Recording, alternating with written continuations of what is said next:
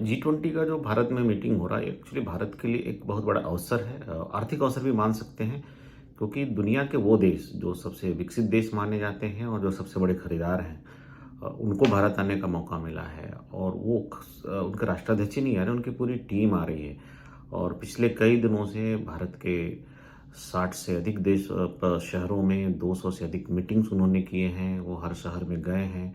तो उन्होंने एक तरह से भारत का पूरा जियोग्राफिकल एनालिसिस भी कर लिया, भारत की सप्लाई चेन को फिजिकली देख लिया, भारत की संस्कृति को देख लिया और भारत की जो सनातन अर्थशास्त्र की व्यवस्था है, जो सहजीवन सहअस्तित्व की बात करती है, जो प्रकृति से तालमेल, प्रकृति से संगत होकर काम करती है, वही दरअसल जो है दुनिया का इस समय टारगेट है। यूनाइटेड नेशन का जो एसडीजी गोल है, वही भारत के सनातन अर्थशास्त्र का गोल है।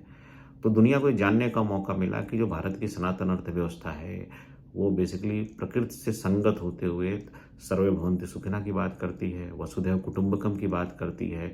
जिस ग्लोबल विलेज की वो बात करते हैं, उसकी बात भारत जो है हजारों साल से करता आ रहा है। तो भारत के लिए बहुत बड़ा मौका था कि वो अपने बाजार का, अपनी संस्कृति के, अपने जियोग्राफिकल लोकेशन के, अपनी सप्लाई चेन का डिस्प्ले करे। दुनिया का मैन्युफैक्चरिंग विकल्प भारत बन सकता है, इसके बारे में बताने के लिए भी G20 बहुत बड़ा अवसर है। ये G20 के देश बहुत सारे देशों में जब अपने मैन्युफैक्चरिंग यूनिट्स लगाते हैं या उनकी कंपनियां लगाती हैं, वो इसी माध्यम से हम उनको बता पाएंगे कि भाई भारत जो है चाइना से बेहतर विकल्प बन सकता है। भारत का जो टैक्सेशन है वो अन्य देशों से जो है काफ़ी अच्छा है। कम्पिटिटिव रेट है यहाँ, इनकम टैक्स जो है आप देखेंगे तो कई देशों से काफ़ी बेहतर है, चाइना से भी काफ़ी बेहतर है।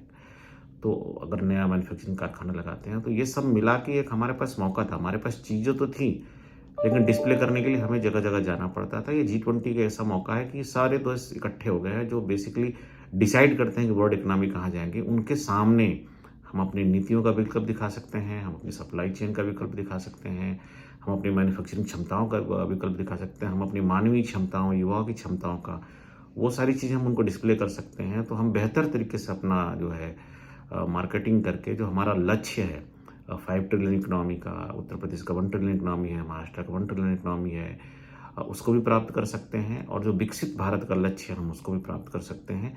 और ये सारे लक्ष्य जो हैं यूनाइटेड नेशन के एसडीजी गोल से चूंकि संगत हैं, तो विश्व के सारे लोग जो है भारत की तरफ आकर्षित होने के लिए उनके भी नीतियों में कोई समस्या नहीं आएगी। तो भारत के लिए एक सुनहरा अवसर के रूप में हम मान सकते हैं।